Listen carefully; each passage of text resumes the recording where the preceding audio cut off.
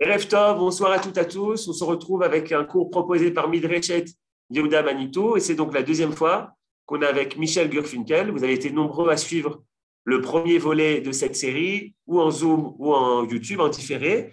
Et donc ce soir, on veut s'attarder plus sur l'histoire juive de la ville d'Odessa. C'est à vous, Monsieur Gurfinkel. Donc on est pendant 1h10 à vous écouter, Bechavot. Merci beaucoup. Nous allons reparler d'Odessa et de l'histoire juive d'Odessa. Je vais commencer, si vous voulez bien, par vous lire un texte qui est très séduisant, qui est un texte qui fera découvrir un auteur juif russe à ceux qui ne le connaissent pas en tant qu'écrivain. C'est un texte, en effet, de Vladimir Jabotinsky. Vladimir Jabotinsky est né à Odessa. Il a commencé sa carrière à Odessa, une carrière de journaliste. L'histoire est assez intéressante à raconter. En fait, Vladimir Jabotinsky était le fils d'une veuve qui elle-même était, on va dire, la cousine de gens très riches, mais elle avait décidé d'élever ses enfants par elle-même. Elle s'était sacrifiée pour ses enfants. C'est un comportement de toute mère juive qui se respecte. Et donc, Jabotinsky avait fait de très belles études et il avait commencé des études de droit. Mais en même temps, il a commencé à écrire pour les journaux. Aujourd'hui, un journaliste est censé être un homme sérieux qui parle de choses sérieuses. En ce temps-là, un journaliste pouvait aussi être tout simplement un écrivain et il pouvait charmer son auditoire en écrivant des textes qui avaient beaucoup de style, beaucoup de liberté dans l'expression et dans la manière de traiter toutes sortes de sujets. Il a eu un succès immédiat en tant que journaliste. Et un beau jour, il dit à son rédacteur en chef, je ne pourrai pas vous donner autant de textes que le mois dernier parce que mes études de droit m'absorbent beaucoup. Et son rédacteur en chef lui dit, mais Vladimir, laisse tomber tes études de droit, tu n'as pas encore compris que ton vrai métier, c'est d'être un journaliste ou un écrivain. On prétend que ça a été l'opinion de tous les écrivains et hommes et femmes de littérature russe du XXe siècle que si Jabotinsky était resté un écrivain, il aurait été probablement un des plus grands écrivains russes du XXe siècle. Mais Jabotinsky, après en particulier les premiers congrès sionistes et après les premiers grands pogroms qui ont frappé la région, le pogrom de Kishinev, puis en 1903, puis le pogrom d'Odessa en 1905, Jabotinsky a décidé d'abandonner la littérature russe pour l'action sioniste. Il a reporté en quelque sorte son talent littéraire, son talent de journaliste, de communicant, il l'a reporté entièrement au service du peuple juif. Il n'en a pas moins écrit un certain nombre de textes tout à fait littéraires, plusieurs romans, un roman qui raconte justement l'histoire de la jeunesse juive et non juive à Odessa, des romans historiques sur le peuple juif, en particulier un roman sur Samson, Shimshon à Gibor. Et alors, je vous lis ce texte extraordinaire sur Odessa qu'il écrit dans les années 20. Alors, il raconte en quelque sorte la naissance d'Odessa et voilà ce qu'il écrit. Je je lui laisse l'entière responsabilité de ce qu'il écrit. C'est un homme encore jeune dans les années 20. Donc, je vous raconte, je vous lis le texte. De toutes les villes de l'Italie, de Gênes, de Venise, de Palerme et d'Ancône, de Trieste et de Brindisi, les théories d'aventuriers aux yeux sombres convergent vers Odessa, marchands, constructeurs de vaisseaux, architectes, contrebandiers du meilleur choix. Ils peuplent la nouvelle capitale et lui donnent leur langue, leur musique enivrante, leur grand style en littérature. Ils posent les bases de sa future richesse. Au même moment, les Grecs affluent eux aussi, boutiquiers, marins et bien sûr experts en commerces illicites. Ils mettent le nouveau port en relation avec tous les coins et recoins de la côte anatolienne, avec les îles égéennes, avec Smyrne et les autres ports naguère grecs, puis romains, puis byzantins. Viennent ensuite les Juifs, par 1000 chemins invisibles tracés à travers les steppes. Odessa a ainsi été créée par les descendants des 3 tribus qui ont autrefois créé l'humanité, les Grecs, les Romains et Israël. Ensuite, ce sont les Ukrainiens qui donnent leurs magnifiques marins, leurs maçons, les Russes, eux, règnent. Mais j'oublie le sel de la terre, les piliers de la patrie, les vrais créateurs ou créatrices d'Odessa et du reste de la Russie du Sud. Vous m'aurez compris, je parle des putes, des femmes de mauvaise vie et de grand cœur, de cette chair à plaisir et à délire, ressource des vertueux, destin des débauchés. Odessa est la grande prostituée moderne avant que la modernité existe, l'une des premières villes sur la terre où le plaisir a cessé d'être un péché, sous le soleil qui rigole au milieu des parfums de la mer, des senteurs pures des acacias et de l'odeur infâme de l'ail. Voici ma ville natale, fille véritable et légitime de la Société des Nations, même si elle est née longtemps avant sa mère. Je crois que c'est un morceau de bravoure. Encore une fois, on laisse à Jabotinsky son opinion sur le rôle civilisateur de la prostitution, mais je crois que nous avons une idée à travers ce texte de l'extraordinaire cosmopolitisme à l'échelle, bien entendu, de l'Europe de l'Est, à l'échelle d'un monde pratiquement plus méditerranéen qu'eurasien, qui était celui d'Odessa. Rappelez-vous que Odessa est adossée à l'Ukraine et derrière à la Russie, mais que d'un autre côté, elle fait face à la mer Noire. Au-delà de la mer Noire, il y a la Turquie actuelle, et au-delà de la Turquie, il y a la Méditerranée. Donc, c'est cette situation particulière que Jabotinsky a, à travers ce texte, qui est un beau texte, a essayé de définir.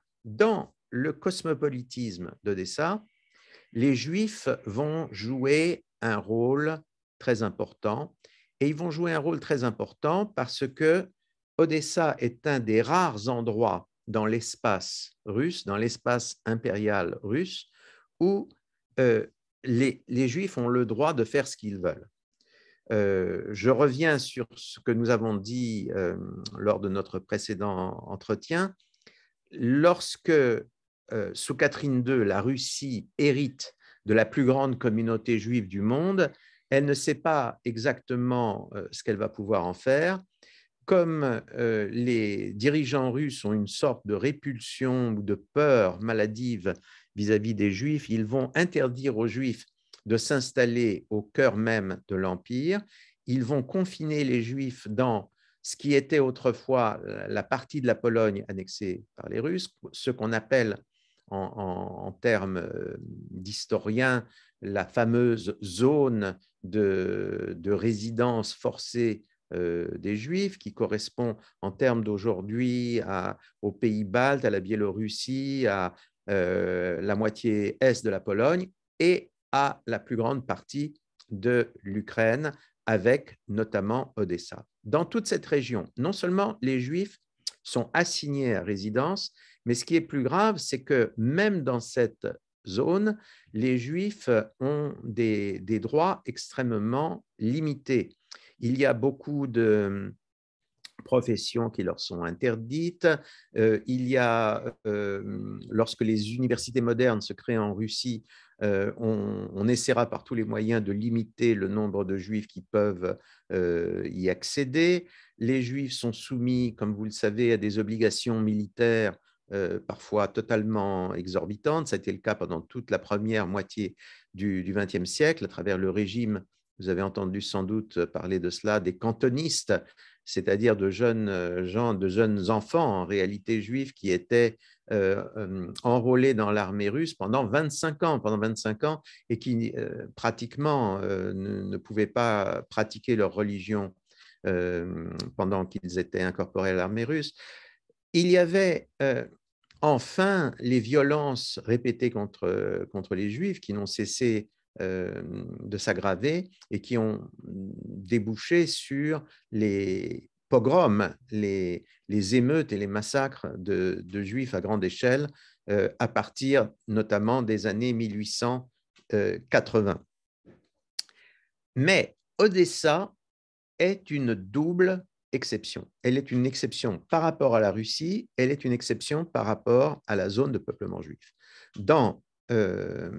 Quel que soit l'angle sous lequel on aborde les choses, les Juifs sont acceptés à Odessa. Il n'y a pas de limite à l'installation des Juifs à Odessa. Il n'y a pas de limite à Odessa sur les professions ou les activités que les Juifs peuvent pratiquer. Et pourquoi cela? Cela tient d'une part au fait que les Russes ont besoin de faire vivre le port d'Odessa.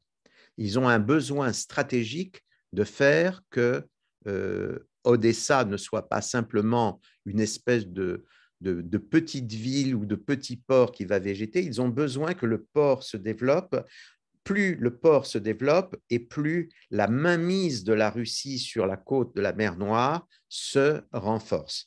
Par conséquent, il y a un besoin stratégique ou, si vous préférez, géopolitique de la part de la Russie pour développer Odessa. Et à ce point-là, à ce moment-là, on accepte tout le monde. Donc, on accepte les Juifs de la même manière qu'on accepte toutes sortes d'étrangers. Alors, Jabotinsky parle des Italiens et des Grecs. C'est vrai que les Italiens et les Grecs jouent un rôle très important à Odessa, mais en réalité, il n'y a pas que les Italiens et les Grecs. Il y a les Français. Nous avons parlé du gouverneur, du duc de Richelieu, qui a été le véritable fondateur d'Odessa, qui a gouverné pendant 11 ans Odessa. Son successeur, le comte de Langeron, était lui aussi un Français. Il va gouverner Odessa pendant environ 5-6 ans. Il y aura énormément de Français qui s'installeront dans cette ville.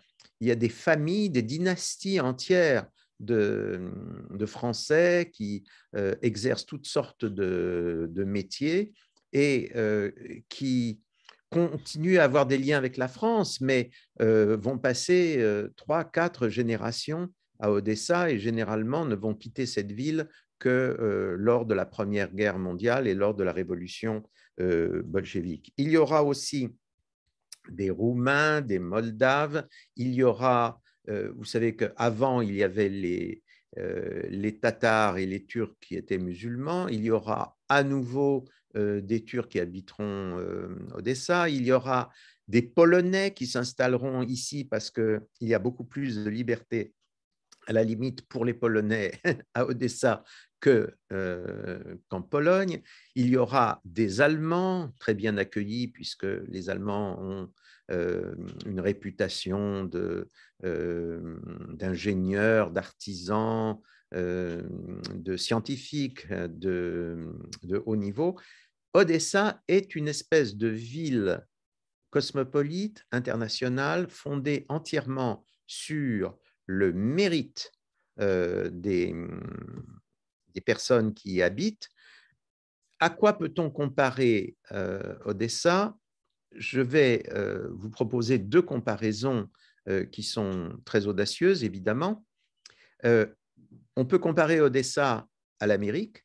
C'est le même genre de raisonnement.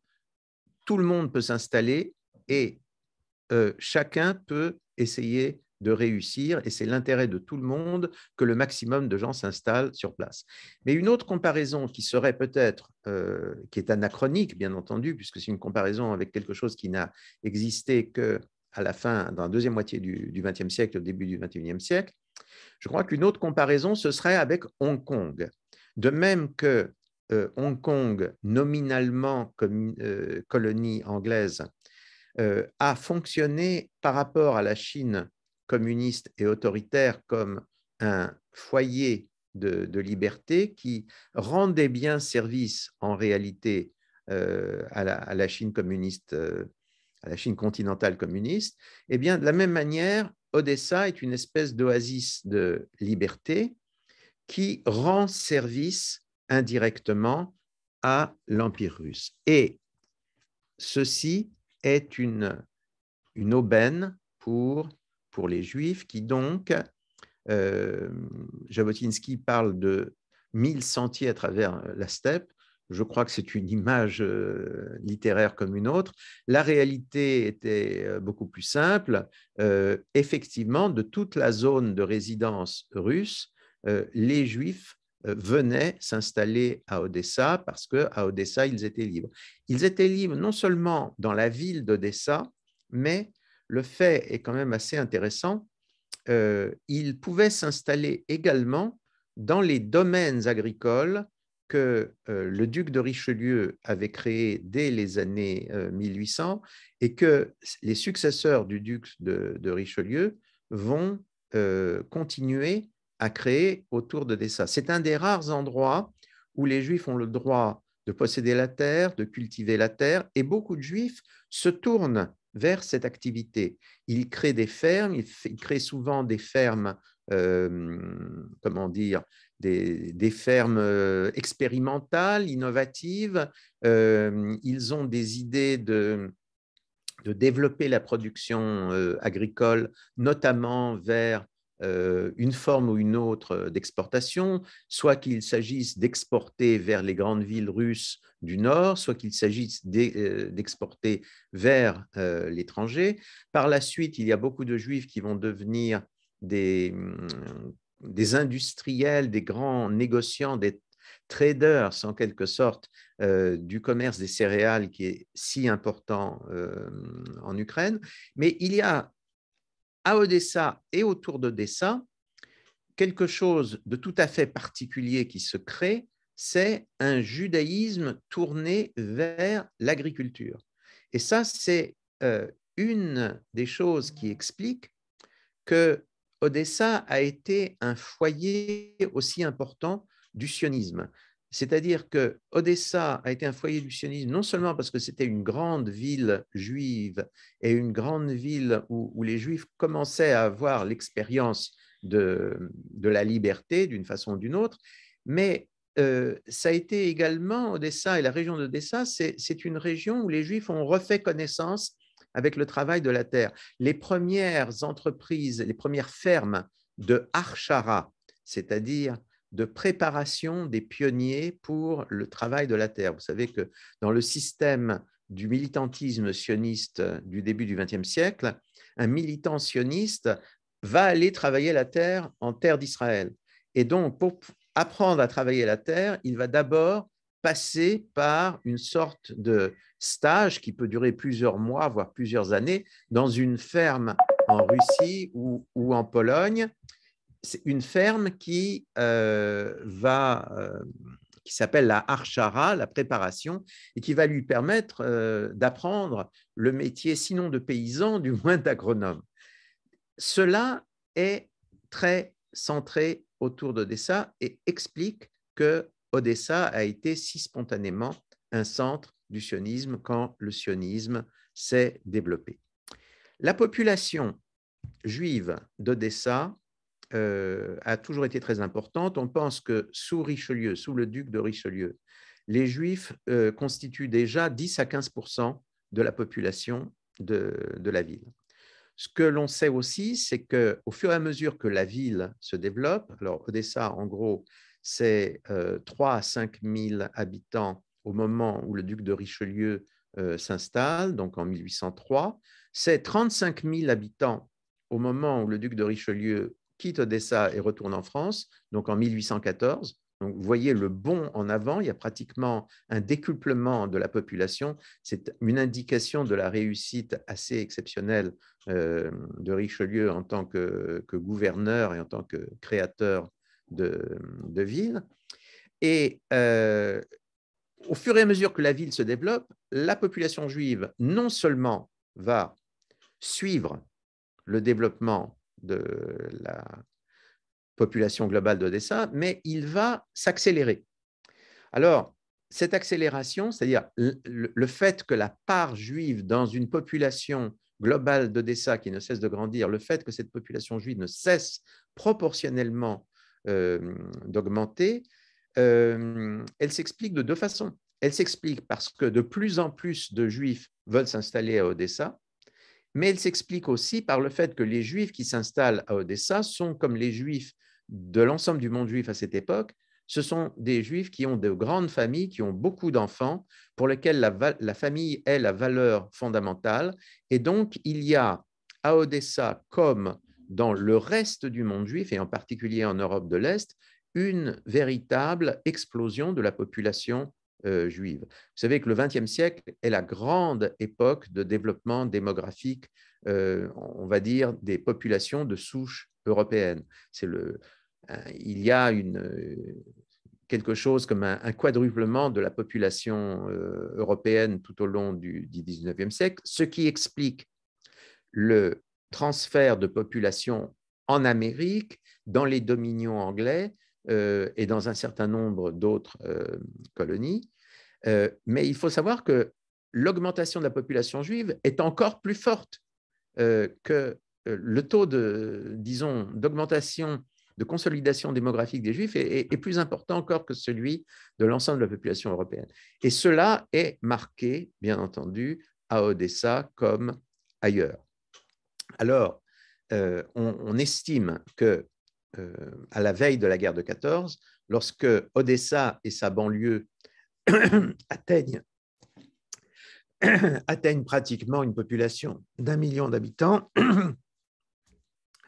on estime qu'à ce moment-là, les Juifs constituent à peu près 40% de la population d'Odessa. 40% de la population d'Odessa, dans un empire russe qui, en 1914, compte 3 millions de Juifs.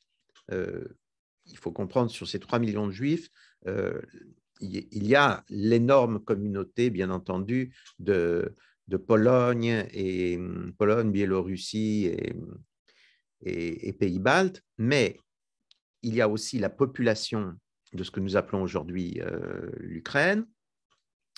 Il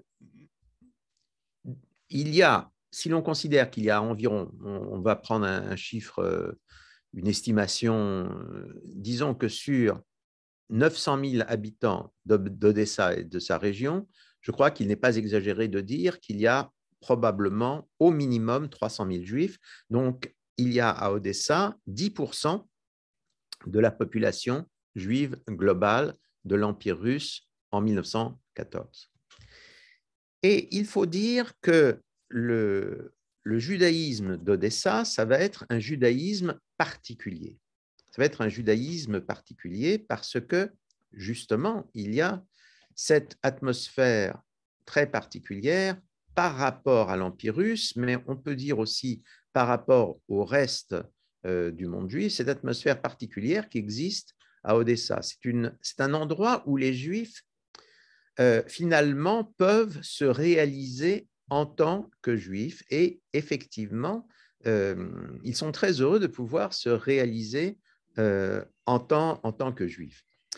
Et le nouveau type juif qui apparaît à Odessa, là encore, c'est très intéressant, c'est un type proto-israélien, puisque les Juifs d'Odessa ont le sentiment d'être chez eux dans la ville, ils ont le sentiment de pouvoir traiter d'égal à égal avec les autres communautés de la ville et de la région.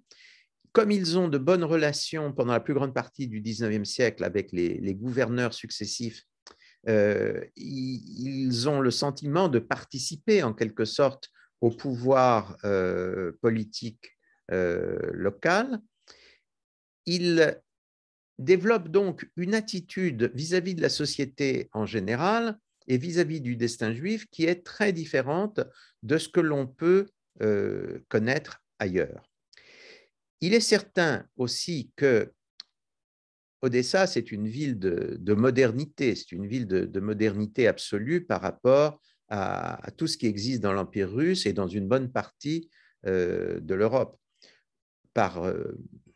Je citerai par exemple le fait que Odessa est l'une des premières villes d'Europe qui s'électrifie, qui met en place des lignes de tramway, c'est-à-dire de locomotion électrifiée. C'est très important à la fin du XIXe siècle dans toute l'Europe et tout le monde occidental, mais Odessa est une des premières villes qui fait cela.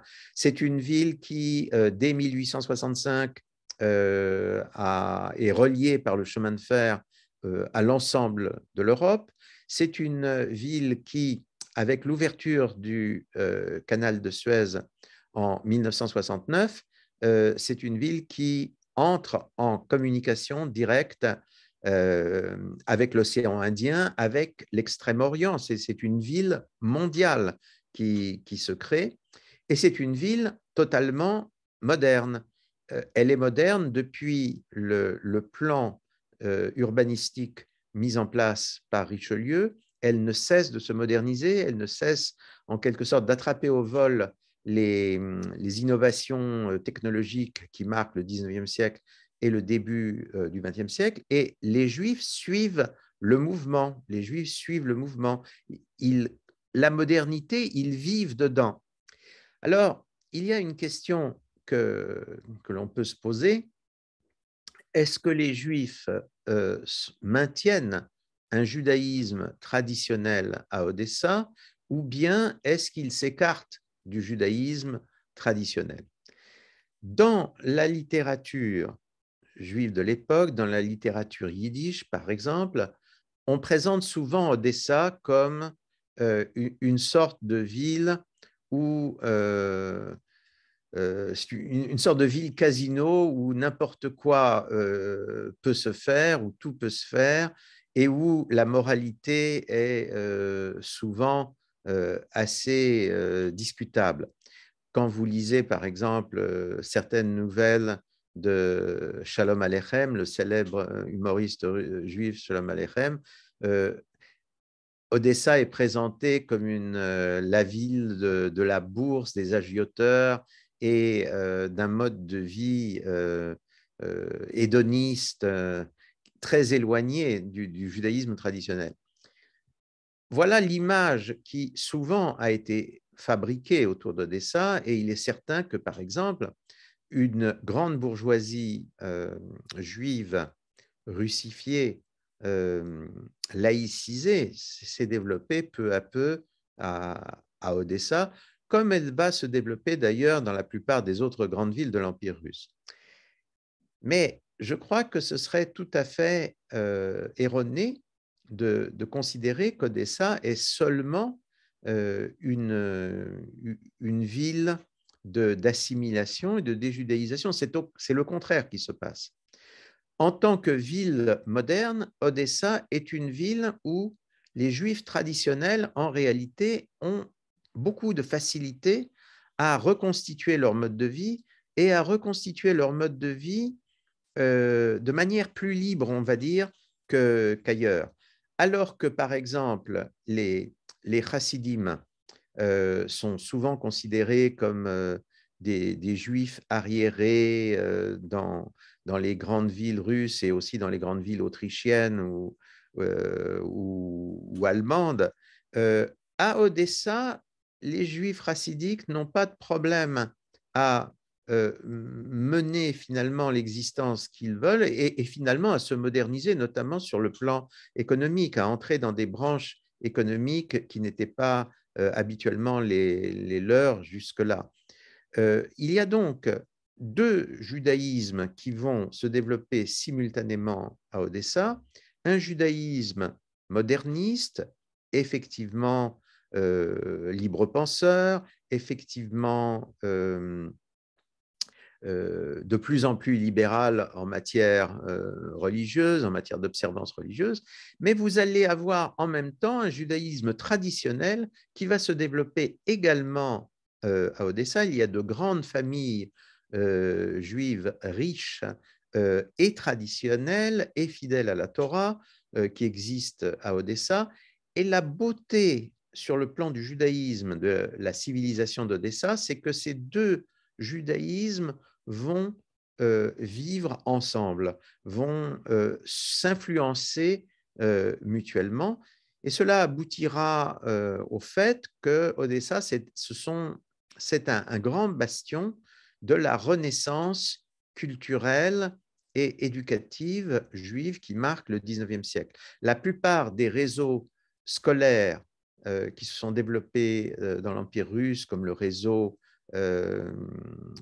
Tarbout, par exemple, ou le réseau Tarkemoni, ont été créés à Odessa ou ont rapidement créé leurs principales écoles à Odessa. Et ce n'est pas un hasard si, par exemple, nous en avons parlé, je crois, lors de notre dernier entretien, si un personnage tel que Bialik est un juif d'Odessa. Bialik, il résume en quelque sorte cette synthèse des deux courants du judaïsme, d'un courant moderniste et d'un courant traditionnaliste. Là encore, ces deux courants réunis expliquent que Odessa va être, dès la fin du 19e siècle et même avant le reste du monde juif, Odessa va être un centre du sionisme parce que le sionisme en tant que affirmation d'une identité collective juive et d'un renouveau de cette identité, le sionisme va de soi à Odessa. On n'a pas besoin de convertir les gens au sionisme à Odessa. Les Odessites, les Juifs odessites, ce sont pratiquement des proto-sionistes ou des proto-israéliens. Leur attitude vis-à-vis de la vie et vis-à-vis du judaïsme, c'est déjà ce que sera le sionisme un peu plus tard. Je voudrais parler d'une figure très, très importante d'Odessa, à la fois sur le plan de la personnalité juive, de l'identité collective juive, et aussi par rapport à la naissance du sionisme. Le personnage en question s'appelle Léo Pinsker. Alors, Léo Pinsker est un juif d'Odessa, et il va être un juif d'Odessa sous deux formes successives. D'abord, c'est un juif d'Odessa qui appartient à une grande famille, à une famille riche, et il fait partie de cet élément de la bonne société juive qui croit à la possibilité d'une assimilation, d'une russification des Juifs d'Odessa et de la Russie. En gros, les Juifs qui adhèrent à cet idéal, ils se disent, nous avons une forme d'émancipation du judaïsme qui a, on va dire, réussi. Rien n'est parfait, mais en gros, elle a réussi en France, en Angleterre, en Amérique, voire maintenant en Allemagne et en Autriche. Cette forme d'émancipation du judaïsme, elle est très simple. Les Juifs deviennent des citoyens comme les autres. On met fin aux discriminations contre les Juifs et en échange, les Juifs doivent adhérer à la nouvelle nation dans laquelle ils sont accueillis. De même qu'en France, depuis la Révolution française et depuis Napoléon, la formule c'est rien aux Juifs en tant que nation, tout aux Juifs en tant qu'individus. Donc les Juifs laissent tomber dans le judaïsme ce qui est trop particulariste, et ils deviennent des Français, des Anglais, des Allemands, des Autrichiens de religion, de confession israélite, mosaïque, hébraïque. Eh bien, la même formule, c'est ce que pense Pinsker et ce que pense une partie de l'élite juive de cette époque. En Russie, finalement, la même chose est possible. Ça prendra peut-être plus de temps, mais nous savons tous, disent les Juifs russes, que beaucoup de dirigeants russes souhaiteraient que nous évoluions de cette façon-là, que le problème purement religieux est moins important qu'un problème national. Le 19e siècle, c'est l'époque des nationalités. Donc, soyons russes de nationalité et nous pourrons être sans trop de difficultés juifs de religion. Pinsker croit à cette formule dans sa jeunesse et il décide donc de se russifier, il fait des études en russe, il fait des études de médecine, il devient médecin militaire russe. À cette époque-là, l'armée russe a besoin de médecins militaires, donc on accepte les juifs, on accepte les membres de toutes sortes de minorités parce qu'on a besoin de médecins. On a besoin de médecins dans l'armée. Et donc, Pinsker monte en grade et on en arrive à la guerre de Crimée au début des années 1850. À ce moment-là, Pinsker est médecin militaire en chef de la base de Sébastopol. Vous savez qu'il y a à Paris un boulevard de Sébastopol. Vous savez vaguement que Sébastopol, c'est une grande base militaire navale, aujourd'hui encore au sud de la Crimée, que l'une des raisons pour laquelle Poutine s'est emparé de la Crimée en 2014, c'est qu'il tient absolument à garder la base de Sébastopol. Maintenant, il faut quand même se raconter ce qui s'est passé à Sébastopol en 1854-55 pendant la guerre de Crimée. Sébastopol, c'est une immense base navale et terrestre. C'est une immense base fortifiée. Lorsque les Anglais et les Français, pour protéger l'Empire turc, attaqué par la Russie, et par la même occasion, faire respecter l'équilibre entre les puissances en Europe. Vous voyez, c'est une situation qui n'est pas sans ressemblance avec ce que nous vivons aujourd'hui à propos de l'Ukraine. Donc, quand les Français et les Anglais, nous sommes tout à fait pour la France au début du règne de Napoléon III, décident de débarquer en Crimée, Sébastopol est absolument incontournable. Donc, les Français et les Anglais font le siège de cette forteresse. Et en fait, la plus grande partie de la guerre de Crimée, ce sera le siège de Sébastopol.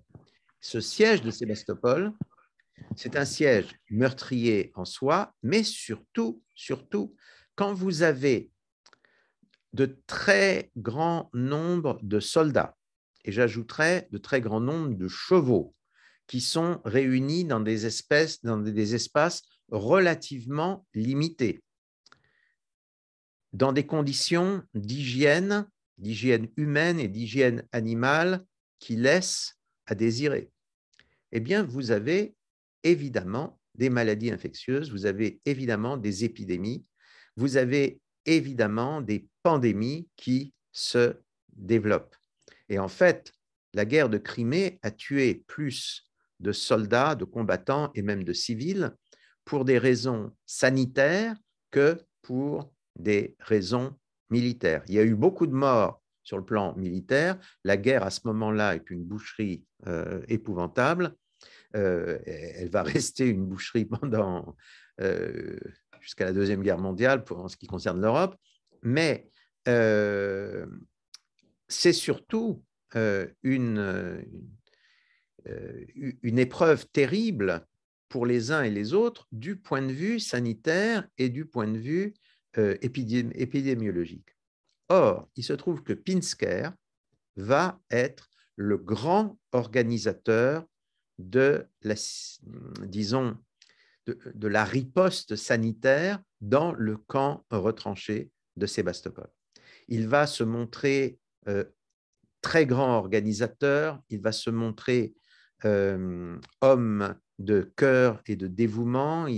Une bonne partie de la garnison russe est atteinte par le typhus, par le choléra. Il intervient partout, il prend tous les risques pour assurer le fonctionnement des hôpitaux, pour assurer des conditions d'hygiène, des conditions de soins qui permettent au maximum de soldats de traverser cette épreuve et de survivre. Ce qui fait que lorsque la guerre est terminée, Léo Pinsker est un héros en Russie.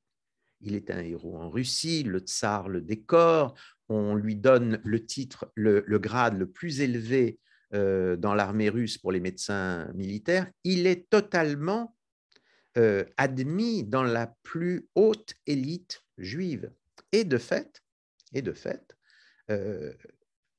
après, disons, à la fois l'épreuve et la reconnaissance de son rôle par les autorités russes, Pinsker est plus convaincu que jamais du bien fondé de son analyse.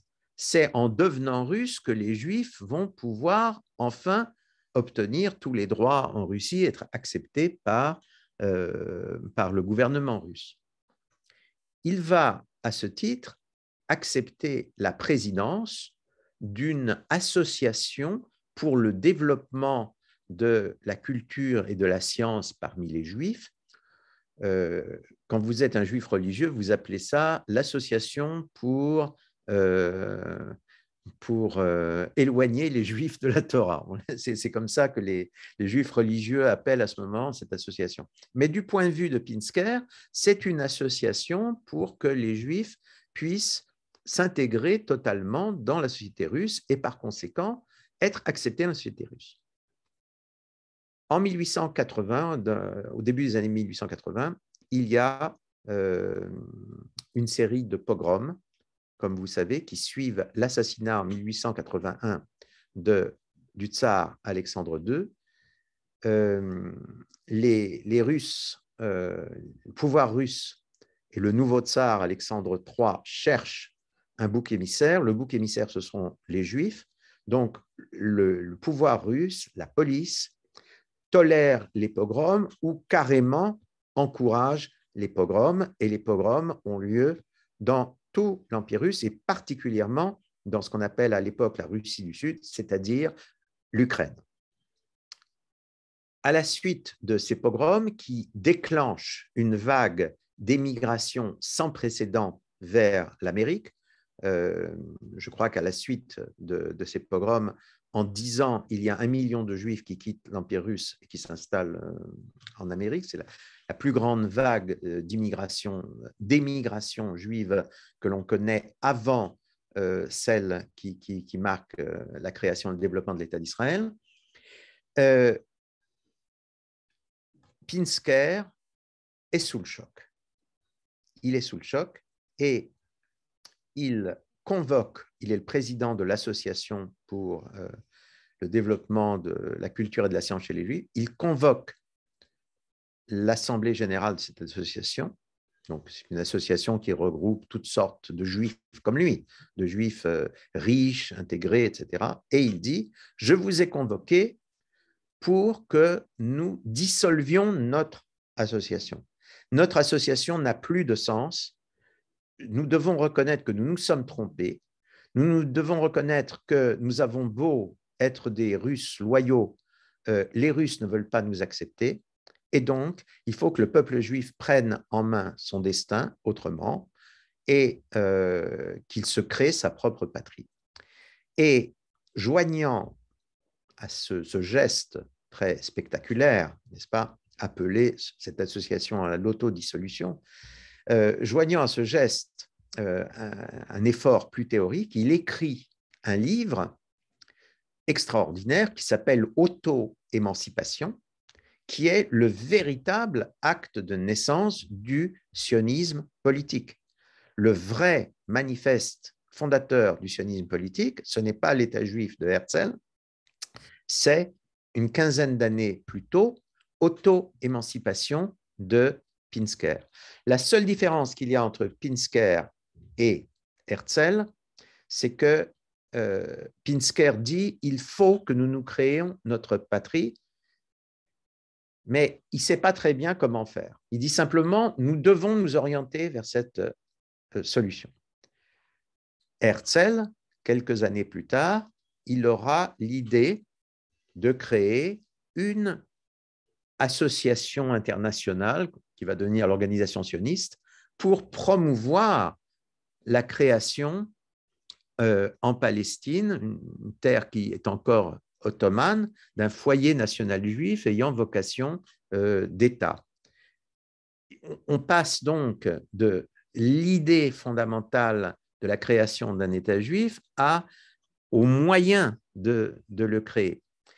Il ne s'agit pas de diminuer en aucune manière le rôle de Herzl. Herzl a été le grand catalyseur du sionisme. Avant lui, le sionisme n'est qu'une idée, une belle idée. Après lui, elle devient un mouvement politique. Mais il ne faut pas non plus diminuer le rôle de Pinsker, puisque Pinsker a été le véritable inventeur de l'idée d'une émancipation collective et politique du peuple juif et du rejet total de la solution de l'assimilation, de l'intégration dans ce qu'on appelle les nations hôtes. Selon lui, cela mène à une impasse. Alors, lui, il réagit par rapport au pogrom de 1881, 82, 83, 84. Herzl, comme vous savez, va réagir face à l'affaire Dreyfus. Mais c'est le même raisonnement. Mutatis mutandis, c'est le même raisonnement. Pinsker a quand même une quinzaine d'années d'avance sur Herzl. Lorsque Herzl crée son mouvement, le judaïsme d'Odessa adhère en masse au sionisme. Lorsque vous entendez dire que, je crois que c'est au 3e congrès sioniste, lorsque Herzl propose la solution de l'Ouganda, ce sont les représentants russes qui s'opposent à l'abandon de la terre d'Israël et qui refusent l'Ouganda. Ces représentants russes viennent dans une proportion énorme de la ville d'Odessa, ne serait-ce que parce que c'est à Odessa qu'il y a le plus grand nombre de juifs relativement aisés qui peuvent se permettre d'acheter un billet pour venir à un congrès sioniste et pour participer à ce congrès sioniste. Donc, nous voyons comment, historiquement, le nouveau type juif d'Odessa, sur le plan politique, sur le plan culturel, je dirais presque sur le plan religieux, ce nouveau type juif qui va plus tard se concrétiser dans la société israélienne, dans l'État d'Israël, tout cela naît à Odessa. Et je crois que je vous avais dit déjà, je crois que c'était il y a une quinzaine de jours que nous étions rencontrés pour la première fois sur Odessa et sur l'Ukraine. Je vous avais raconté cette histoire extraordinaire sur le fait que Tel Aviv est la fille d'Odessa. Tel Aviv est totalement la fille d'Odessa. Alors, je vais revenir un petit peu sur cette filiation parce qu'elle est vraiment très intéressante. On va reprendre les choses, si vous voulez, avec Richelieu. Richelieu arrive à Odessa. Odessa, nous sommes donc au début des années 1800, au début du 19e siècle. Odessa vient d'être conquise, le site d'Odessa vient d'être conquis sur l'Empire ottoman. En fait, toute la région, toute la côte de la mer Noire est déserte. Tout ce qu'il y a, c'est un fort turc qui s'appelle Hacı Bey. Catherine II a dit il faut créer un port et il y a une raison pour laquelle elle veut créer ce port à cet endroit, c'est que tous les autres points de la mer Noire sont des points qui ne se prêtent pas à la création d'un grand port de commerce. À la limite, à Sébastopol, on peut créer un port militaire, mais partout ailleurs, il y a des problèmes parce que, en particulier, la plupart des sites portuaires sont situés à l'extrémité de fleuves. Donc, rapidement, on crée un port, rapidement, il s'envase, rapidement, il y a des problèmes sanitaires qui se posent, des maladies qui se développent. Il faut trouver le moyen de créer un port en eau profonde qui ne soit pas soumis à ce genre d'hypothèque. Le site d'Odessa convient, on décide donc de créer Odessa. Richelieu, il regarde un peu à quoi ressemble ce site dont il devient le gouverneur et il comprend tout de suite que le site est inhospitalier parce que autour, c'est une sorte de semi-désert, c'est la steppe, parce que la chaleur est très forte en été, parce qu'en hiver, il y a un vent qui vient d'Ukraine et qui vient du fond de l'Eurasie, parce qu'il y a des tempêtes de sable qui rendent la ville extrêmement, le site très, très désagréable à habiter. Il décide de faire un plan rationnel en damier et surtout, il décide de rendre obligatoire pour chaque propriétaire de planter des arbres devant sa maison et derrière sa maison. Si vous ne plantez pas d'arbres derrière votre maison et devant votre maison, votre droit de propriété peut être contesté par le gouverneur.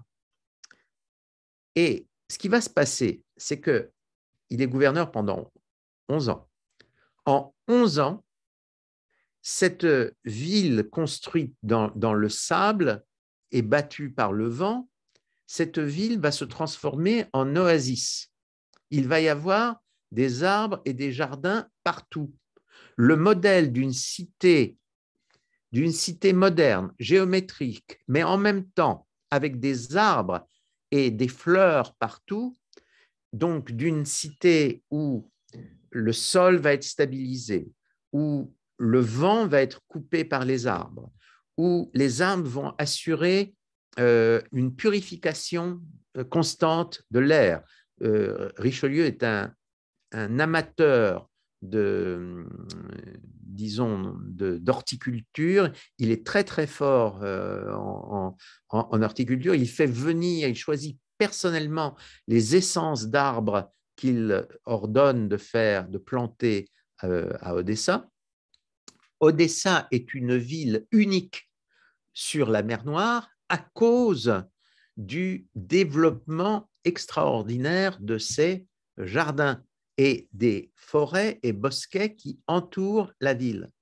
Et c'est exactement la même chose que les Juifs d'Odessa qui décident entre 1903 et 1909 de créer une ville en Palestine, c'est exactement la même chose qu'ils vont faire à Tel Aviv. Je ne sais pas, il y a certainement parmi nous ce soir des gens qui habitent Tel Aviv. Eh bien, cet urbanisme si particulier de Tel Aviv, je ne parle pas seulement du fait qu'il y a des arbres le long des rues, mais je parle aussi des arbres qui sont pratiquement entre les maisons, qui sont partout. C'est une idée qui vient directement d'Odessa. De même, le plan un peu géométrique, mais pas d'une géométrie stupide, d'une géométrie intelligente. Donc, il y a un plan en damier, mais il y a aussi, on respecte également les courbes du terrain, on sait créer aussi des places rondes, on sait créer des voies de dégagement circulaires. Tout cela est transposé à Tel Aviv. Il y a une sorte de liens génétiques qui existent entre Odessa et Tel Aviv. Je crois, et bien entendu, le maire d'Odessa, Dizengoff, le maire de Tel Aviv, Dizengoff, c'est un homme d'Odessa qui s'installe sur place. Odessa, c'est le grand port de l'Empire russe par lequel les Juifs en masse vont se rendre en terre d'Israël à partir des années 1840-1850. vous savez que le premier personnage juif important qui va prendre un bateau à Odessa pour aller en terre d'Israël, c'est le célèbre Rabbi Nachman de Braslav. Rabbi Nachman de Braslav, c'est un petit-fils du Baal Shem Tov, petit-fils du fondateur du chassidisme. Il vit, on va dire, à l'époque de la Révolution française et de Napoléon. Il va mourir en 1810 et en 1798, il décide de faire un voyage en Eretz Israël. D'ailleurs, ses idées ne sont pas très claires à ce moment-là. Il ne sait pas encore s'il y va pour s'installer en Eretz Israël ou juste pour faire un pèlerinage en Eretz Israël, mais il ressent comme un besoin absolument vital d'aller en Eretz Israël. Et son voyage, nous le connaissons pratiquement jour après jour parce qu'il a déjà son principal disciple qui va noter jour après jour ce que le rabbi fait, où le rabbi va, comment se passe le voyage. Donc, on connaît tous les détails de ce voyage. Et on sait que à ce moment-là, pour aller en terre d'Israël, quand on vient de Russie, il faut d'abord gagner la mer Noire. Une fois qu'on a gagné la mer Noire, il faut prendre un bateau pour aller jusqu'à Constantinople, l'Istanbul actuel. Une fois qu'on est à Constantinople, il faut prendre d'autres bateaux pour rejoindre la mer Égée. Une fois qu'on a rejoint la mer Égée, on trouve un ultime bateau ou deux ou trois bateaux pour enfin arriver jusqu'à Eretz Israël. Alors, on peut accoster soit à Haïfa, soit à Jaffa, Yafo. Ce sont les deux ports d'entrée en Israël. C'est un voyage qui dure des semaines et quelquefois des mois et des mois. C'est un très long voyage et un voyage très difficile. Et c'est un voyage dangereux. D'abord parce que les bateaux, vous savez, ça va, ça vient. Et puis ensuite, c'est dangereux parce que les voyages de ce genre se font à travers des populations qui généralement n'aiment pas beaucoup les Juifs et qui souvent n'aiment pas les voyageurs du tout. Donc, c'est quelque chose de périlleux. Tout ça est raconté en détail par le principal disciple de Rabbi Nachman de Braslav. Et nous savons qu'au lieu de se rendre vers l'un des ports relativement importants sur la mer Noire qui existe, il prend l'idée, il lui vient l'idée d'aller directement à Odessa. Odessa, au moment de son voyage, pratiquement n'existe pas. Richelieu n'est pas encore venu à Odessa. Odessa a été créée en 1794, il arrive là-bas 4 ans plus tard, il n'y a rien. Et étrangement, il décide d'aller à Odessa plutôt que d'aller, par exemple, à Kherson, un grand port qui se trouve plus loin vers la Crimée, sur la côte de la mer Noire. Et c'est un petit bateau qui va l'emmener d'Odessa jusqu'à Constantinople. Et ensuite, il continuera, il fera son voyage jusqu'en terre d'Israël. C'est le premier pèlerin qui passe par Odessa pour aller jusqu'en terre d'Israël. Mais à partir du moment où Odessa se développe en tant que grand port en eau profonde, à partir du moment où le chemin de fer relie Odessa au reste de la Russie et au reste de l'Europe, à partir du moment où la navigation à voile est remplacée par une navigation à vapeur, à partir du moment où la sûreté des mers est renforcée, ce qui va être le cas dans la deuxième moitié du XXe siècle, eh bien, les Juifs vont vouloir de plus en plus facilement aller en terre d'Israël. Et donc, vous avez, à partir de ce moment-là, une augmentation très forte de la population juive d'Eretz Israël, essentiellement à partir de l'Empire russe et de l'Europe de l'Est.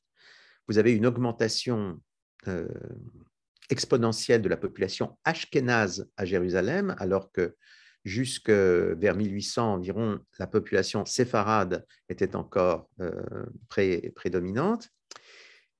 Vous savez que lorsqu'on arrive dans les années 1860-1870, les Juifs sont d'abord majoritaires relativement à Jérusalem, c'est-à-dire que c'est la plus importante des communautés juives à Jérusalem, et ils vont devenir majoritaires en termes de majorité absolue à partir des années 1870. C'est-à-dire qu'il va y avoir plus de Juifs que d'habitants appartenant à n'importe quelle autre religion. Et au début du XXe siècle, on va avoir une situation qui s'est maintenue à travers énormément de vicissitudes jusqu'à aujourd'hui, c'est-à-dire une situation où dans le Grand Jérusalem, il y a 2 tiers de Juifs, 1 tiers de non-Juifs.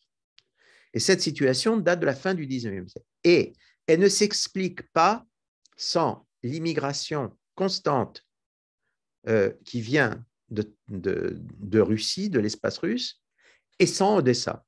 C'est Odessa qui est la porte d'Eretz Israël au XIXe siècle. Sans cette porte Odessa qui conduit à Eretz Israël, jamais Eretz Israël n'aurait en quelque sorte constitué ce qu'on appelle le Yishuv, c'est-à-dire pratiquement un proto, une proto-nation israélienne sur place. Et donc, sans la création de cette proto-nation, on peut penser que le projet sioniste de 1917, la déclaration Balfour, aurait été beaucoup moins réalisable, beaucoup moins considéré comme de l'ordre du possible. Sans Odessa et sans ce qu'Odessa permet, il n'y aurait pas eu le basculement vers l'agriculture de la population juive d'Eretz Israël. Le baron de Rothschild n'aurait pas eu l'idée, sans Odessa et l'arrivée de juifs qui décident absolument de recréer une agriculture juive en Israël comme ils en ont créé une à Odessa, il n'y aurait pas eu un baron de Rothschild qui avance l'argent pour créer Petar Tikva, Zichron Yaakov. Rien de cela n'aurait été possible. On dit toujours que c'est le baron de Rothschild qui a voulu créer des vignes en terre d'Israël parce qu'il était français. Il est vrai qu'il a envoyé des spécialistes français pour essayer d'aider la viticulture en Palestine à ce moment-là, mais on oublie que Odessa, c'est la Russie du Sud, c'est la Moldavie à 2 pas, c'est la Roumanie à 2 pas, c'est la Hongrie pas très loin. Ce sont des régions viticoles. Sans la viticulture et le vin à Odessa, l'idée de créer des vignobles en Israël ne serait peut-être pas venue directement au baron de Rothschild, tout français qu'il ait été. Nous voyons donc que la ramification entre l'histoire juive d'Odessa et la proto-histoire d'Israël, c'est vraiment quelque chose d'extraordinaire, d'extrêmement important. On peut pratiquement dire que Israël est né à Odessa. Et ce qui est intéressant de noter, c'est que la Grèce moderne est aussi née à Odessa, puisque le mouvement indépendantiste grec, la révolte grecque qui éclate à partir des années 1820, elle est entièrement soutenue et financée par de riches Grecs installés à Odessa qui ont créé une société qu'on appelle l'État Ira et qui va être la société secrète nationaliste grecque qui va pousser à la révolte contre les Turcs. Donc Israël naît à Odessa comme la Grèce est née à Odessa. Le mouvement nationaliste polonais, vous allez me dire, il aurait dû naître en Pologne. Oui, mais c'est quand même à Odessa où se trouve un grand nombre de Polonais qui se sont réfugiés parce que l'atmosphère est beaucoup plus libérale, que l'idée d'une renaissance nationale polonaise naît. C'est à Odessa que le grand poète polonais, le poète national polonais Mickiewicz, qui, détail intéressant, est à demi-juif par sa mère, va quelque sorte, écrire son œuvre qui aura une influence aussi considérable sur son pays. Donc, Odessa, c'est la naissance d'Israël de la même manière que c'est la naissance de la Grèce, que c'est la renaissance de la Pologne. On peut dire beaucoup de choses à ce sujet. À la fin de l'époque russe, Odessa est quelque chose une plaque tournante de tout ce qui existe, disons, comme ébullition dans le monde juif.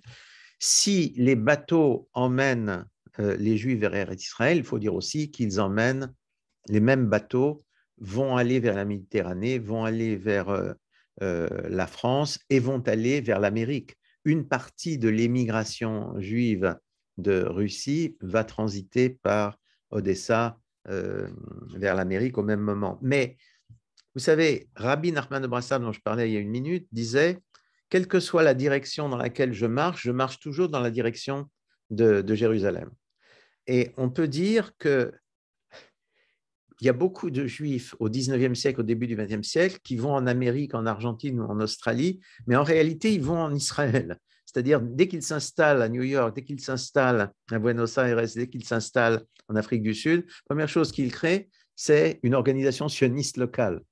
C'est une sorte une manière de reculer pour mieux avancer.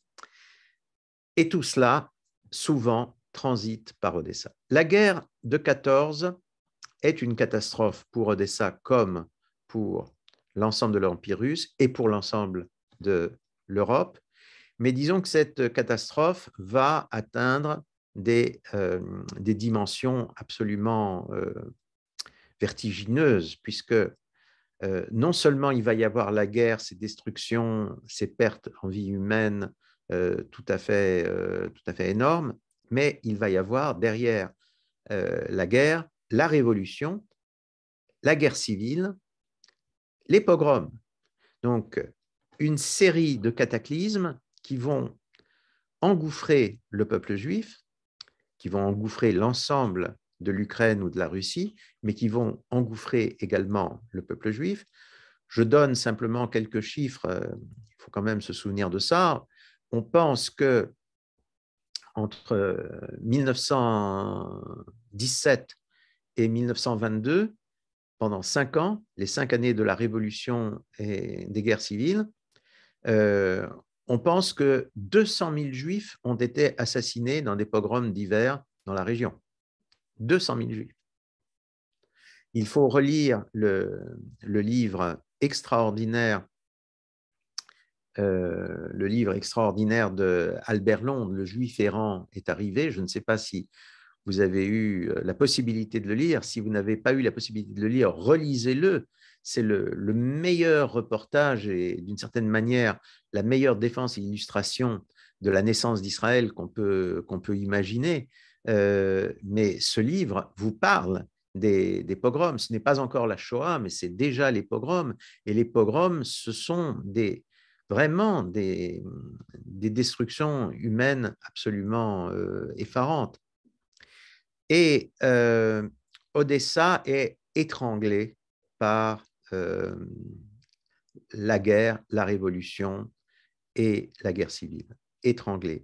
La ville cesse d'être la grande ville russe qu'elle a toujours été. Les Juifs s'enfuient, dans la mesure où ils le peuvent, ils s'enfuient. Une partie des élites s'enfuit, les sionistes les plus motivés s'enfuient, quelques Juifs religieux s'enfuient également. Beaucoup de Juifs prennent le chemin le plus court, donc prennent le bateau pour aller à Istanbul. Et d'Istanbul, après, ils essaient d'aller plus loin. Donc, ils essaient d'aller soit en Israël, soit d'aller en France, par exemple. Il y a le cas de la célèbre famille Goldenberg. Vous savez qui étaient les Goldenberg? C'était 3 frères qui, arrivés à Paris au début des années 20, avaient créé des épiceries puis des restaurants, pas tout à fait cachers, mais disons de style culinaire juif d'Europe de l'Est. Il y a eu une époque où il y avait 3 restaurants Goldenberg à Paris, un rue des Rosiers, un autre, je crois, dans le 9e, et le 3e du côté de la place des Ternes, 3 restaurants Goldenberg. Cette fameuse famille Goldenberg, eh bien, c'est une famille d'Odessa. C'est une famille d'Odessa qui s'enfuit, je crois, en 1920-1922, qui s'installe à Istanbul. C'est pour ça que dans les magasins et les restaurants Goldenberg, il y avait toutes sortes de spécialités turques ou séfarades, comme par exemple le fameux halva. Moi, j'ai découvert le halva parce que ma mère achetait ça rue des Rosiers chez Goldenberg. Et je ne savais pas ce que c'était que le halva. C'était totalement mystérieux. Il y avait toutes sortes de choses qu'on ne trouvait absolument pas dans les autres épiceries ou les autres pâtisseries ou confiseries françaises, même juives à l'époque, mais qu'on trouvait rue des Rosiers, notamment chez Goldenberg, parce que ça venait de Turquie. Il y avait donc toutes sortes de choses que les Goldenberg ont ramenées, mais je pense que c'est intéressant de voir comment il y a eu un circuit Odessa, Istanbul, Europe qui a existé également et qui a nourri en quelque sorte la haute et la petite culture juive du XXe siècle. Pendant le Michel, régime… je Oui. m'excuse. J'ai l'impression qu'on va faire encore une 3e conférence sur le sujet. Oui, on pourrait. Parce qu'on a besoin aussi de savoir qu'est-ce qui se passe aujourd'hui, etc. Alors j'y viens. Excusez-moi. Alors, ce qui s'est passé ensuite, c'est que en 1900, on va dire 1922, 1922, c'est à peu près la date à laquelle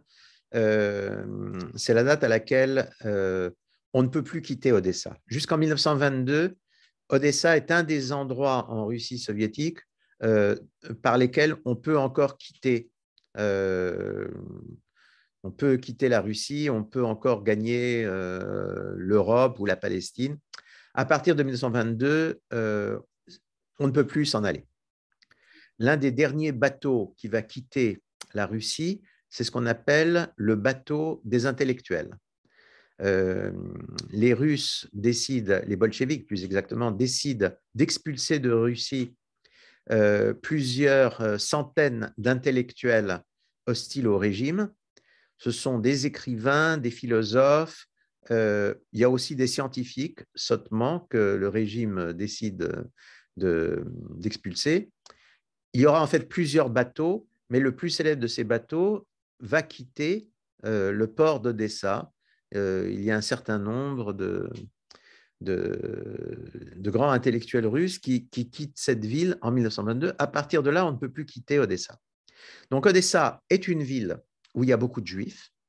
C'est une ville où beaucoup de juifs essaient de maintenir une vie juive en yiddish ou même une vie juive religieuse en rusant avec les autorités soviétiques.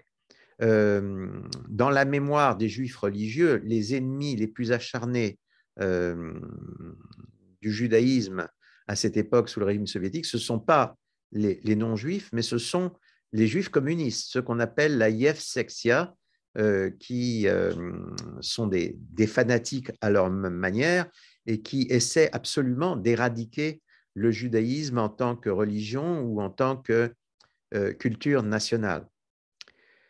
Il n'en reste pas moins que jusqu'en 1941, on peut dire qu'un judaïsme très vivant se maintient à Odessa. 1941, c'est à peine 19 ans après la conquête définitive d'Odessa par les bolcheviks. À peine 19 ans.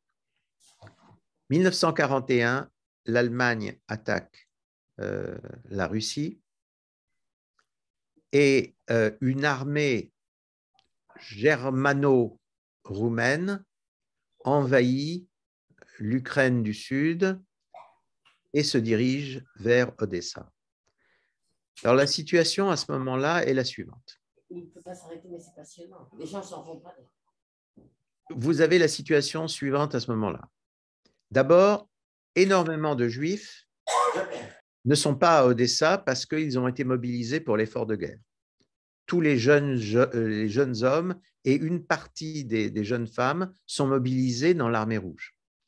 Contrairement à une légende, en dépit des premières défaites devant l'Allemagne, l'armée rouge réussit à rester très bien organisée, même lorsqu'elle recule devant les Allemands. Et donc, il y a une partie très importante des recrues qui n'est pas faite prisonnière par les Allemands, qui se replie au fur et à mesure qu'un repli général est organisé vers la Russie profonde, mais ce n'est pas exactement la débandade que l'on a décrit. Et parmi eux, il y a énormément de Juifs. Il y a aussi beaucoup de Juifs qui se sont aperçus que les Allemands progressaient, qui n'ont pas d'illusion sur ce qui les attend si les Allemands arrivent, et qui donc ont fui devant l'arrivée des Allemands, ont battu en retraite, et une partie d'entre eux parviendront à regagner les lignes russes et à échapper à la nasse allemande. Mais il y a quand même, malgré tout, quelque chose comme 60% de la population juive d'Odessa qui reste sur place.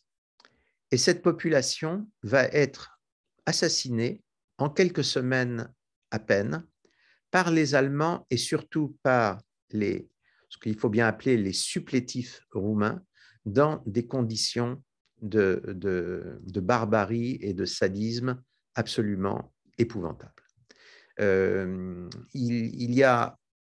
C'est toute une histoire en soi, je ne veux pas entrer dans les détails, il faut relire l'histoire de la Shoah à Odessa.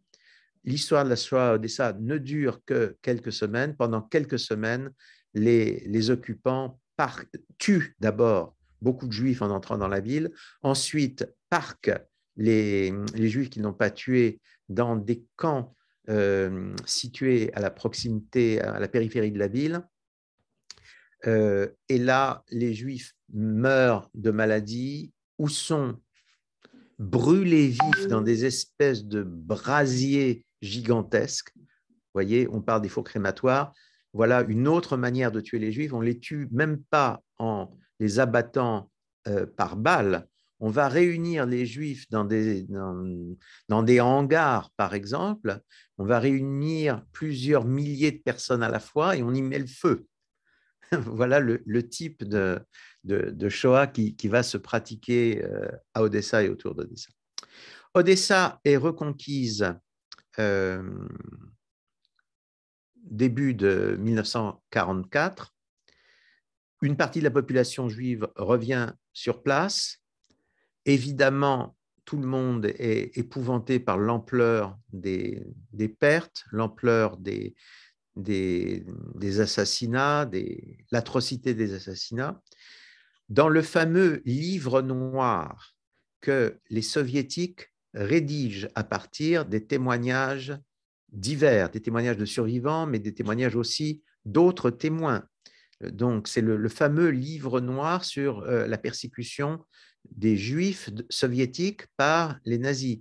Un ouvrage qui est réalisé sur les ordres du NKVD, dont le célèbre écrivain Vitaly Grossman est le principal maître d'œuvre, et qui, une fois qu'il est rédigé, est interdit de publication par Staline. Il faut attendre la chute de l'URSS pour que le livre noir soit enfin publié, que l'on ait ce document exceptionnel entre les mains. Donc, nous avons tous les témoignages sur la Shoah à Odessa et dans le sud de l'Ukraine. Tout cela a été vu en détail par les enquêteurs soviétiques, qui sont souvent des enquêteurs juifs soviétiques en 1944 et 1945. La vie juive repart à Odessa.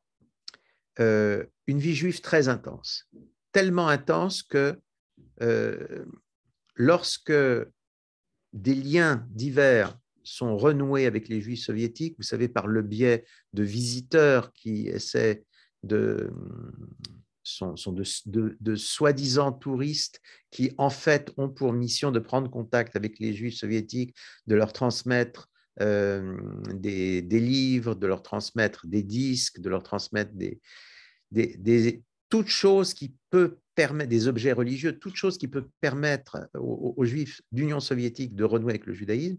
Lorsque ce phénomène commence à se développer, les visiteurs sont tout à fait stupéfaits par la vitalité de la vie juive clandestine à Odessa. Odessa est un des très grands centres de vie juive culturelle, de vie juive religieuse et de vie juive politique sous la forme du sionisme de l'URSS. Tant et si bien que lorsqu'au début des années 1970, on assiste à un début d'émigration juive du RSS. Vous savez qu'on est à l'époque de la détente et les Occidentaux exigent que les Soviétiques accordent davantage de droits de l'homme, de droits humains à leur minorité juive pour pouvoir développer leurs relations économiques avec l'Ouest. Et donc, dans ce cadre-là, les Soviétiques vont commencer à permettre une émigration, on dit au compte-gouttes, mais l'un dans l'autre, il va y avoir quand même 200 000 Juifs soviétiques qui vont pouvoir émigrer dans les années 1970. Et sur ces 200 000, un très grand nombre sont des Juifs d'Odessa. Il y a une spécificité régionale, en quelque sorte. C'est l'une des régions, on pense que les Soviétiques ont tout simplement encouragé l'émigration à partir d'Odessa parce qu'ils avaient peur d'Odessa. Ils considéraient que Odessa était un des foyers les plus vivants disons, de judaïsme au sein de l'Union soviétique, et ils préféraient que ce foyer s'en aille plutôt que qu'il reste sur place et qu'il contamine le reste du judaïsme soviétique. Michel, Monsieur Garfinkel, oui, c'est passionnant. Oui. On a fait 1h30 de conférence, tout le monde est tout oui. On aimerait pouvoir continuer. Alors, comment on fait? Est-ce qu'on fait un autre cours une autre fois ou est-ce qu'on... On va terminer. Si vous m'accordez encore quelques minutes, je vais terminer en disant que ensuite, Odessa va être un très grand centre d'émigration au moment où l'Union soviétique disparaît. Donc, dans la grande vague d'émigration des années 1990, Odessa joue un rôle important, mais j'insiste sur le fait, à ce moment-là, tout le judaïsme soviétique émigre. Il y a en gros plus, enfin 1,5 million de juifs soviétiques qui quittent l'Union soviétique à ce moment-là, dont plus d'1 million se rend à ce moment-là en Israël. Et donc, la population juive d'Odessa se réduit. Dans les années 90, il n'y a plus que on pense 35 000 juifs qui restent à Odessa. Mais ce que l'on dit d'Odessa, c'est ce que l'on dira également de New York, c'est-à-dire que c'est le genre de ville où tout le monde est juif. Même, vous savez, on dit à New York, même les portoricains sont juifs. Eh bien, de la même manière, Odessa, c'est la ville où les Ukrainiens, les Moldaves, les Gitans, les Tatars, tout le monde est juif à Odessa, parce qu'il y a eu une telle imprégnation de la ville par la communauté juive qu'une sorte de naturalisation de l'ensemble de la ville s'est produite. Aujourd'hui, Odessa reste un centre juif relativement important au sein de l'Ukraine. Comme dans le reste de l'Ukraine, la ville a été revivifiée non seulement par les liens avec des parents souvent proches qui ont émigré en Israël, mais aussi par des activistes religieux. Alors, nous pensons à Chabad, qui est très présent en Ukraine, mais il faut se rappeler qu'il n'y a pas que Chabad. Il y a toutes sortes de milieux juifs religieux, en particulier toutes sortes de milieux Haredi qui sont présents en Ukraine avec plus de liberté qu'en Russie. Il faut insister là-dessus, avec beaucoup plus de liberté qu'en Russie. Qu'est-ce qui se passe actuellement? Nous avons suivi les événements dramatiques de ces dernières semaines. Nous savons que les Juifs d'Ukraine sont pris entre deux réactions. Une réaction qui consiste à se dire peut-être qu'il faut que nous partions nous aussi, que nous allions nous aussi en Israël, par exemple. Mais il y a une deuxième réaction qui est nous ne pouvons pas abandonner l'Ukraine dans un moment tel que celui-là. Dans un moment où, par un hasard extraordinaire, c'est un Juif qui est le président de l'Ukraine, les Juifs ukrainiens en état de se battre, en âge de se battre, ne peuvent pas quitter l'Ukraine. Donc il y a une situation psychologiquement tout à fait particulière qui existe pour l'Ukraine comme pour Odessa. Odessa, actuellement, beaucoup d'experts stratégiques disent que si la guerre se poursuit, Odessa est appelée à être un front de cette guerre. Si la guerre se poursuit. Nous voyons, quand nous regardons la carte actuelle des affrontements, bien sûr, nous avons vu l'occupation du Donbass et d'une partie de l'Ukraine par les Russes. En réalité, c'est une occupation qui remonte à 2014. Nous avons vu aussi l'offensive vers Kiev. Nous avons vu l'offensive proche de la Crimée sur une ville comme Mariupol. Tout ça, nous avons vu. Mais ce que nous n'avons peut-être pas vu, c'est qu'il y a eu une tentative de débarquement russe à Odessa qui a échoué. Et beaucoup d'experts stratégiques pensent que si la guerre doit se poursuivre, les Russes vont tenter à nouveau de débarquer à Odessa dans l'espoir de pouvoir remonter vers le cœur de l'Ukraine plus facilement, peut-être même vers l'Ukraine de l'Ouest, vers Lviv, c'est-à-dire Lvov, c'est-à-dire Lemberg, plus facilement. Donc Odessa est tout à fait sur la ligne de feu de l'Ukraine, du conflit russo-ukrainien aujourd'hui. Je terminerai en vous faisant une suggestion.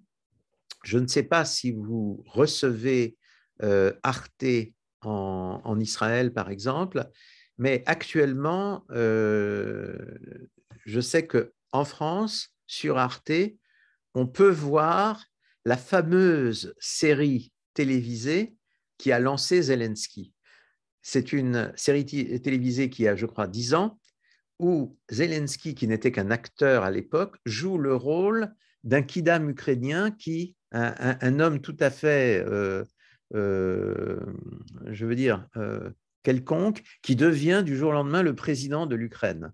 Et donc, nous voyons comment l'acteur Zelensky joue le rôle d'un président de l'Ukraine, et c'est à la suite de ce rôle que beaucoup de gens ont demandé à Zelensky de, en quelque sorte, transférer le rôle qu'il joue dans ce film, de le transférer à la vie réelle. Et effectivement, c'est la suite de ça que Zelensky, finalement, a été candidat et a été élu de manière totalement inattendue, exactement comme dans la série télévisée. Donc, si vous pouvez voir cette série télévisée, regardez. Vous connaissez le nom de la série? Ça s'appelle Serviteur du peuple, puisque le président est censé être le serviteur du peuple. Donc, je vous suggère de regarder tout cela.